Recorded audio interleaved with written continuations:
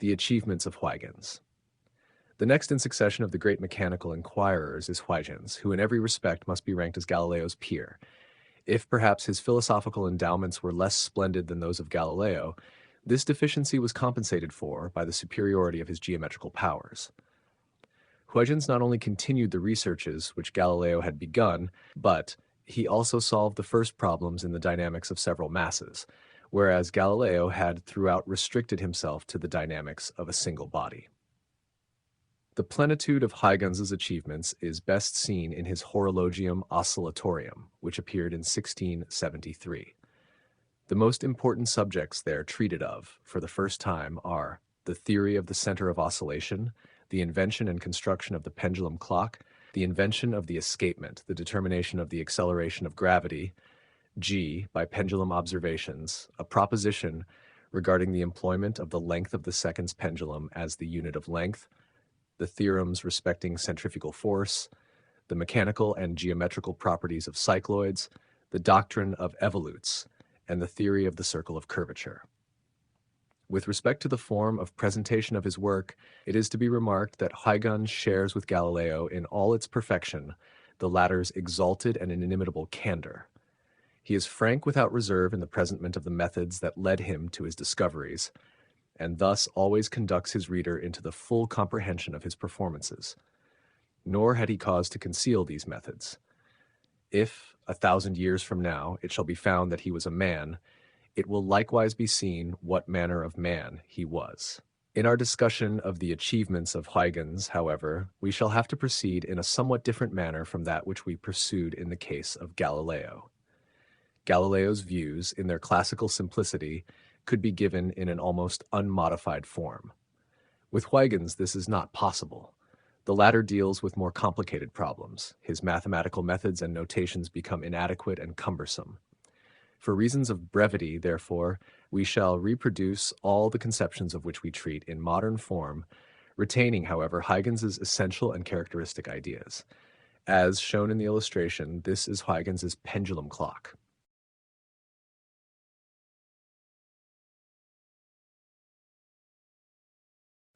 We begin with the investigations concerning centrifugal force. When once we have recognized with Galileo that force determines acceleration, we are impelled, unavoidably, to ascribe every change of velocity and consequently also every change in the direction of a motion, since the direction is determined by three velocity components perpendicular to one another, to a force.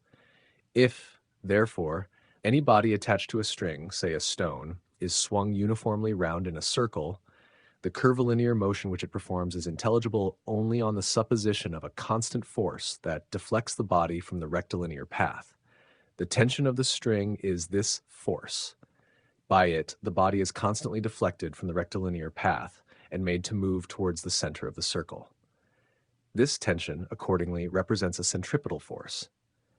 On the other hand, the axis also, or the fixed center, is acted on by the tension of the string, and in this aspect the tension of the string appears as a centrifugal force.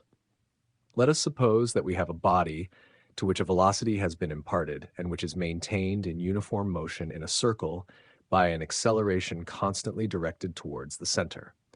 The conditions on which this acceleration depends, it is our purpose to investigate. We imagine, in figure 102, two equal circles uniformly traveled round by two bodies. The velocities in the circles 1 and 2 bear to each other the proportion 1 to 2. If in the two circles we consider any same arc element corresponding to small angle alpha, then the corresponding element s of the distance that the bodies in consequence of the centripetal acceleration have departed from the rectilinear path, the tangent will also be the same. If we call phi 1 and phi 2 the respective accelerations and tau over 2 the time elements for the angle alpha, we find by Galileo's law that phi 1 equals 2s over tau squared and phi 2 equals 4s over tau squared. That is to say, phi 2 equals 4 times phi 1. Therefore, by generalization in equal circles, the centripetal acceleration is proportional to the square of the velocity of the motion. Let us now consider the motion in the circles 1 and 2, in figure 103, the radii of which are to each other as 1 to 2, and let us take for the ratio of the velocities of the motions also 1 to 2, so that like arc elements are traveled through in equal times.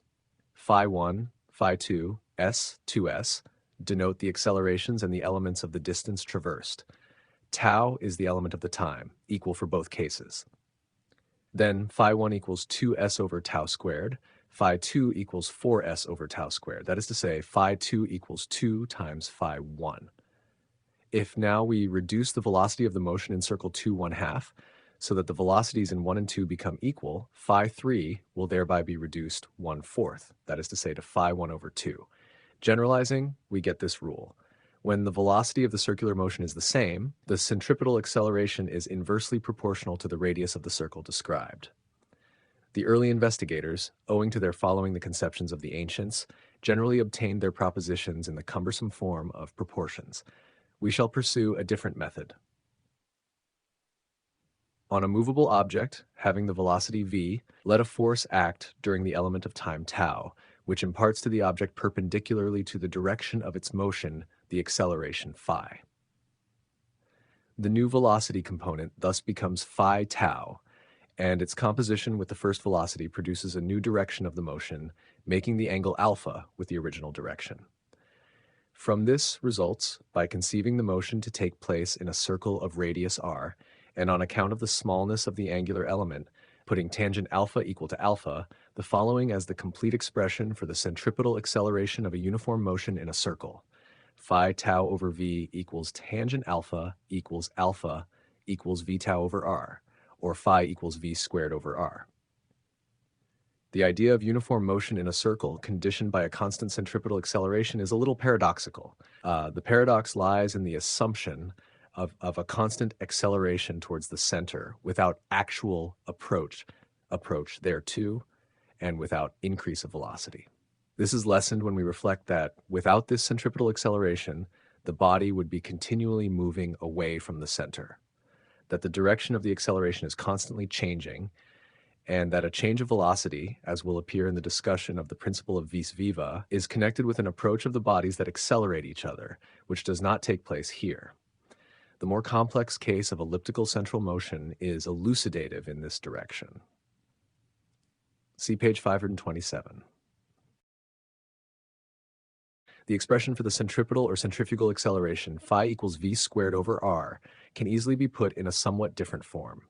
If capital T denote the periodic time of the circular motion, the time occupied in describing the circumference, then v times t equals 2 r pi, and consequently phi equals 4 pi squared r over t squared, in which form we shall employ the expression later on.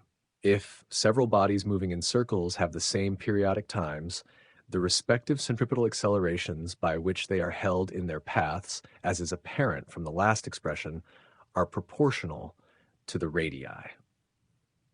We shall take it for granted that the reader is so familiar with the phenomena that illustrate the considerations here presented, as the rupture of strings of insufficient strength on which bodies are whirled about, the flattening of soft rotating spheres, and so on. Huygens was able, by the aid of his conception, to explain at once whole series of phenomena. When a pendulum clock, for example, which had been taken from Paris to Cayenne by Richter in 1671 to 1673, showed a retardation of its motion, Huygens deduced the apparent diminution of the acceleration of gravity g thus established from the greater centrifugal acceleration of the rotating Earth at the equator, an explanation that at once rendered the observation intelligible. An experiment instituted by Huygens may here be mentioned to show his views of the centrifugal force. Huygens belonged to the great number of those who were unable to reconcile themselves to the idea of action at a distance. He was of the opinion that gravitation could be explained by a vortical medium. If we enclose in a vessel filled with a liquid a number of lighter bodies, say wooden balls in water, and set the vessel rotating about its axis, the balls will at once rapidly move towards the axis. If, for instance, in figure 106, we place the glass cylinders double R containing the wooden balls double K by means of a pivot Z on a rotatory apparatus and rotate the latter about its vertical axis, the balls will immediately run up the cylinders in the direction away from the axis. But if the tubes be filled with water, each rotation will force the balls floating at the extremities double E, towards the axis. The phenomenon is easily explicable by analogy with the principle of Archimedes. The wooden balls receive a centripetal impulsion comparable to buoyancy, which is equal and opposite to the centrifugal force acting on the displaced liquid. See page 528. Before we proceed to Huygens's investigations on the center of oscillation, we shall present to the reader a few considerations concerning pendulous and oscillatory motion generally, which will make up in obviousness for what they lack in rigor. Many of the properties of pendulum motion were known to Galileo. That he had formed the conception which we shall now give, or that at least he was on the verge of so doing, may be inferred from many scattered allusions to the subject in his dialogues. The bob of a simple pendulum of length L moves in a circle of radius L. If we give the pendulum a very small excursion, it will travel in its oscillations over a very small arc which coincides approximately with the chord belonging to it. But this chord is described by a falling particle moving on it as on an inclined plane, in the same time as the vertical diameter BD equals 2L. If the time of descent be called t, we shall have 2L equals 1/2 gt squared, that is t equals 2 times square root of L over g. But since the continued movement from B up the line BCC prime occupies an equal interval of time, we have to put for the time t of an oscillation from C to C prime, t equals 4 times square root of L over g.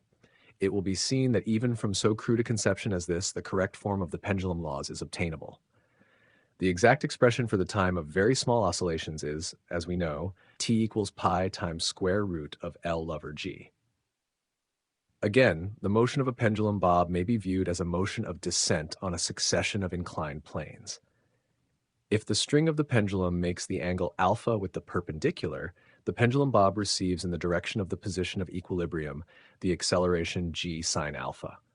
When alpha is small, g sine alpha is the expression of this acceleration. In other words, the acceleration is always proportional and oppositely directed to the excursion. When the excursions are small, the curvature of the path may be neglected. From these preliminaries, we may proceed to the study of oscillatory motion in a simpler manner.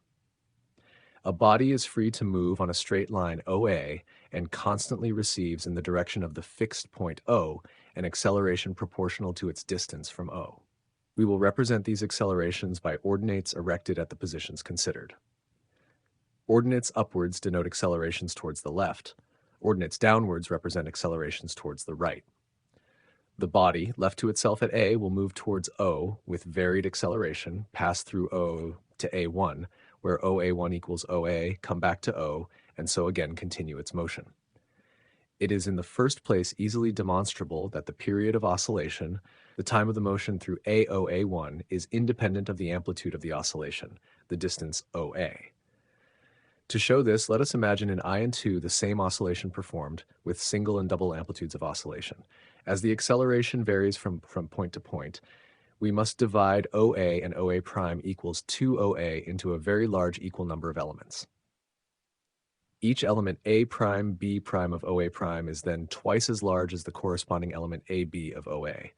The initial accelerations phi and phi prime stand in the relation phi prime equals 2 phi.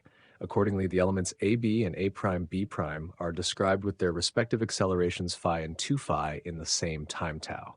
The final velocities v and v prime in I and 2 for the first element will be v equals phi tau and v prime equals 2 phi tau.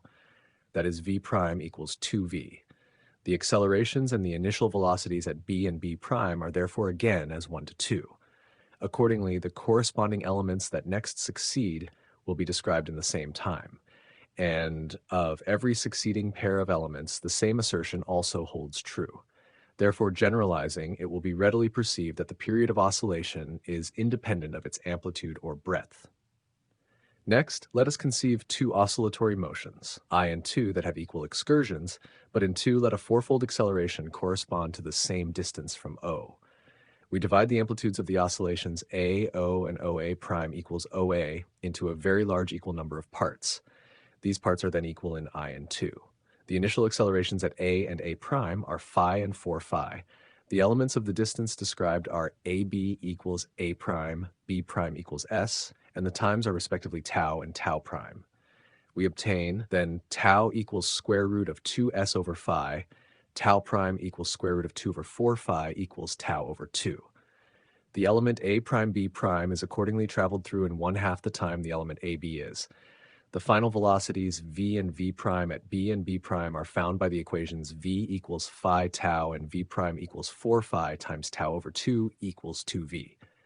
Since therefore the initial velocities at b and b prime are to one another as 1 to 2, and the accelerations are again as 1 to 2, the element of 2 succeeding the first will again be traversed in half the time of the corresponding one in I. Generalizing, we see, for equal excursions, the time of oscillation is inversely proportional to the square root of the acceleration.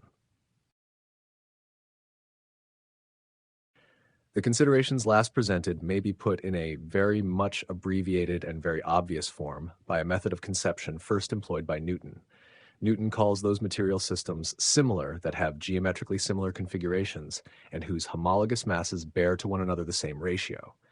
He says further that systems of this kind execute similar movements when the homologous points describe similar paths in proportional times. Conformably to the geometrical terminology of the present day, we should not be permitted to call mechanical structures of this kind, of 5 dimensions, similar unless their homologous linear dimensions as well as the times and the masses bore to one another the same ratio. The structures might more appropriately be termed affine to one another. We shall retain, however, the name phoronomically similar structures, and in the consideration that is to follow, leave entirely out of account the masses. In two such similar motions, then, let the homologous paths be s and alpha s, the homologous times be t and beta t. Whence the homologous velocities are v equals s over t and gamma v equals alpha over beta times s over t. The homologous accelerations are phi equals 2s over t squared and epsilon phi equals alpha over beta squared times 2s over t squared. Now all oscillations which a body performs under the conditions above, set forth with any two different amplitudes L and alpha, will be readily recognized as similar motions. Noting that the ratio of the homologous accelerations in this case is epsilon equals alpha, we have alpha equals alpha over beta squared. Wherefore the ratio of the homologous times, that is to say of the times of oscillation, is beta equals plus or minus 1. We obtain thus the law that the period of oscillation is independent of the amplitude. If in two oscillatory motions we put for the ratio between the amplitudes 1 to alpha and for the ratio between the times of oscillation 1 to mu, we shall obtain for the relation epsilon equals alpha mu equals alpha over beta squared, and therefore beta equals plus or minus square root of mu over alpha. Wherewith the second law of oscillating motion is obtained. Two uniform circular motions are always phoronomically similar. Let the ratio of their radii be 1 to alpha and the ratio of their velocities 1 to gamma v. The ratio of their accelerations is then epsilon equals alpha over beta squared. And since gamma v equals alpha over beta, also epsilon equals gamma v squared over alpha. Whence the theorems relative to centripetal acceleration are obtained. It is a pity that investigations of this kind respecting mechanical and phoronomical affinity are not more extensively cultivated, since they promise the most beautiful and most elucidative extensions of insight imaginable. Between uniform motion in a circle and oscillatory motion of the kind just discussed, an important relation exists, which we shall now consider. We assume a system of rectangular coordinates, having its origin at the center O of the circle of figure 110, about the circumference of which we conceive a body to move uniformly. The centripetal acceleration phi, which conditions this motion, we resolve in the directions of x and y, and observe that the x components of the motion are affected only by the x components of the acceleration. We may regard both the motions and both the accelerations as independent of each other. Now, the two components of the motion are oscillatory motions to and fro about O. To the excursion x, the acceleration component phi times x over r, or phi over r times x in the direction O corresponds. The acceleration is proportional, therefore, to the excursion, and accordingly the motion is of the kind just investigated. The time t of a complete to and fro movement is also the periodic time of the circular motion. With respect to the latter, however, we know that phi equals 4 pi squared r over t squared, or what is the same, that t equals 2 pi v r over phi. Now phi over r is the acceleration for x equals 1, the acceleration that corresponds to unit of excursion, which we shall briefly designate by f. For the oscillatory motion, we may put therefore t equals 2 pi times square root of 1 over f. For a single movement to, or a single movement fro, the common method of reckoning the time of oscillation, we get then t equals pi times square root of 1 over f. Now this result is directly applicable to pendulum vibrations of very small excursions, where, neglecting the curvature of the path, it is possible to adhere to the conception developed. For the angle of elongation alpha, we obtain as the distance of the pendulum bob from the position of equilibrium L alpha, and as the corresponding acceleration g alpha, whence f equals g alpha over L alpha equals g over L, and t equals pi times square root of L over g. This formula tells us that the time of vibration is directly proportional to the square root of the length of the pendulum and inversely proportional to the square root of the acceleration of gravity. A pendulum that is 4 times as long as the seconds pendulum, therefore, will perform its oscillation in 2 seconds. A seconds pendulum removed a distance equal to the Earth's radius from the surface of the Earth, and subjected therefore to the acceleration g over 4, will likewise perform its oscillation in 2 seconds. The dependence of the time of oscillation on the length of the pendulum is very easily verifiable by experiment. If, in figure 111, the pendulums A, B, C, which to maintain the plane of oscillation invariable are suspended by double threads, have the lengths 1, 4, 9, then A will execute 2 oscillations to 1 oscillation of B and 3 to 1 of C. The verification of the dependence of the time of oscillation on the acceleration of gravity g is somewhat more difficult since the latter cannot be arbitrarily altered. But the demonstration can be effected by allowing one component only of g to act on the pendulum. If we imagine the axis of oscillation of the pendulum A fixed in the vertically placed plane of the paper, E will be the intersection of the plane of oscillation with the plane of the paper, and likewise the position of equilibrium of the pendulum. The axis makes with the horizontal plane, and the plane of oscillation makes with the vertical plane, the angle beta. Wherefore, the acceleration g cosine beta is the acceleration which acts in this plane. If the pendulum receive in the plane of its oscillation the small elongation alpha, the corresponding acceleration will be g cosine beta times alpha. Whence the time of oscillation is t equals pi times square root of L over g cosine beta. We see from this result that as beta is increased, the acceleration g cosine beta diminishes, and consequently the time of oscillation increases. The experiment may be easily made with the apparatus represented in figure 113. The frame RR is free to turn about a hinge at C. It can be inclined and placed on its side. The angle of inclination is fixed by a graduated arc G held by a set screw. Every increase of beta increases the time of oscillation. If the plane of oscillation be made horizontal, in which position R rests on the foot F, the time of oscillation becomes infinitely great. The pendulum in this case no longer returns to any definite position, but describes several complete revolutions in the same direction until its entire velocity has been destroyed by friction.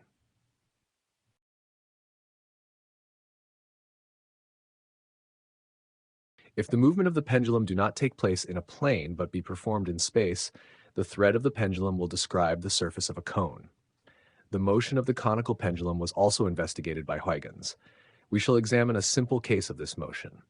We imagine, figure 114, a pendulum of length L removed from the vertical by the angle alpha, a velocity v imparted to the bob of the pendulum at right angles to the plane of elongation, and the pendulum released. The bob of the pendulum will move in a horizontal circle if the centrifugal acceleration phi developed exactly equilibrates the acceleration of gravity g, that is, if the resultant acceleration falls in the direction of the pendulum thread. But in that case, phi over g equals tangent alpha. If t stands for the time taken to describe one revolution, the periodic time, then phi equals 4 pi squared r over t squared, or t equals 2 pi times square root of r over phi. Introducing now, in the place of r over phi, the value L sine alpha over g tangent alpha equals L cosine alpha over g, we get for the periodic time of the pendulum, t equals 2 pi times square root of L over g cosine beta. For the velocity v of the revolution, we find v equals L over r phi, and since phi equals g tangent alpha, it follows that v equals square root of gl sine alpha tangent alpha. For very small elongations of the conical pendulum, we may put t equals 2 pi times square root of L over g, which coincides with the regular formula for the pendulum when we reflect that a single revolution of the conical pendulum corresponds to 2 vibrations of the common pendulum. Huygens was the first to undertake the exact determination of the acceleration of gravity g by means of pendulum observations. From the formula t equals pi times square root of L over g for a simple pendulum with small bob, we obtain directly g equals pi squared L over t squared. For latitude 45 degrees, we obtain as the value of g in meters and seconds 9.806. For provisional mental calculations, it is sufficient to remember that the acceleration of gravity amounts in round numbers to 10 meters a second. Every thinking beginner puts to himself the question how it is that the duration of an oscillation, that is a time, can be found by dividing a number that is the measure of a length by a number that is the measure of an acceleration and extracting the square root of the quotient. But the fact is here to be borne in mind that g equals s over t squared, that is, a length divided by the square of a time. In reality, therefore, the formula we use is t equals pi times square root of L divided by L over 2s times t squared. And since L over 2s is the ratio of two lengths and therefore a number, what we have under the radical sign is consequently the square of a time. And on that reason, we shall find t in seconds. When, in determining g, we also take the seconds pendulum, we have t equals pi times square root of L over g equals L over t squared. We see that g is a length divided by the square of a time, according to the nature of an acceleration. The most important achievement of Huygens is his solution of the problem to determine the center of oscillation. So long as we have to deal with the dynamics of a single body, the Galilean principles amply suffice. But in the problem just mentioned, we have to determine the motion of several bodies that mutually influence each other. This cannot be done without resorting to a new principle. Such a one Huygens actually discovered. We know that long pendulums perform their oscillations more slowly than short ones. Let us imagine a heavy body, free to rotate about an axis, the center of gravity of which lies outside of the axis. Such a body will represent a compound pendulum. Every material particle of a pendulum of this kind would, if it were situated alone at the same distance from the axis, have its own period of oscillation. But owing to the connections of the parts, the whole body can vibrate with only a single determinate period of oscillation.